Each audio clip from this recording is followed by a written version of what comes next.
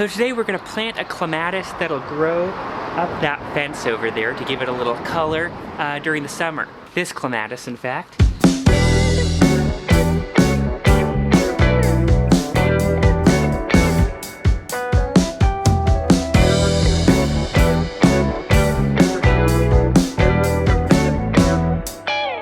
It's called Still Waters. Beautiful name. Long blooming and very showy, it says. So first we're gonna need to dig a hole that's a little wider than the pot and at least as deep. So I'll start with that. Oh, I was looking for the shovel. I forgot where I put it, but it's actually right back there. Basically, we had this boring fence and I wanted something to add a little interest, so clematis is a great choice if you have a trellis or a fence or a wall or something that you want to add a little color to. They come in pink and purples and whites. This one is whitish. I don't know where they're from. They're not native to the US. So they're mainly from Asia, from China and Japan.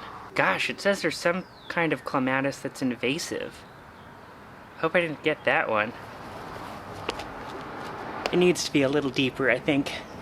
Alright, you don't have to worry. The invasive one is called Clematis terniflora, and this is called Clematis zostewa.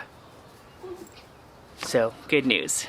Now I'm going a little overboard, I think, with digging this hole because clematis wants a well-draining soil, and there is a little clay in the soil. So I'm digging out a bunch, and then I'm going to add some of this stuff called pit moss, which is similar to peat moss, but it's made out of recycled paper here in Pittsburgh, hence pit moss.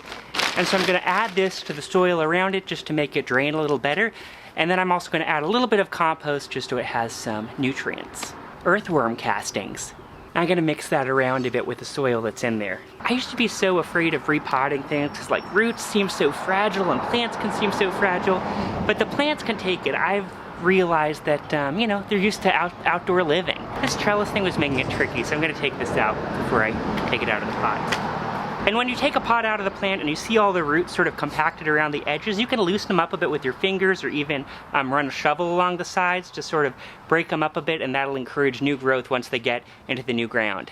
I accidentally broke this little thing off, but it'll probably be fine. The directions then said to cover it with 2 or 3 inches of mulch, which I don't actually have right now, but there is little mulch in the front yard. I just call it mulch, and I'll just sort of sprinkle it around here. So the clematis wants to climb, so it needs a way to climb from where it is now to the fence.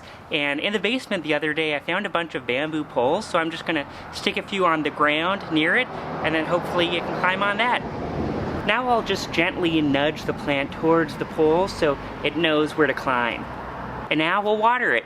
So this spot isn't sunny all day long, but clematis grows pretty well in sun to part shade, so I think it probably gets 4 hours of sun a day, which should be plenty. Is this a good look, do you think, with a shovel over my shoulder? And like any new plant, make sure you're keeping a close eye on it for the next few weeks. Make sure it's watered well that first season. Make sure it doesn't get dry. But that's how you plant a clematis. Thanks for tuning in, and I'll see you next time.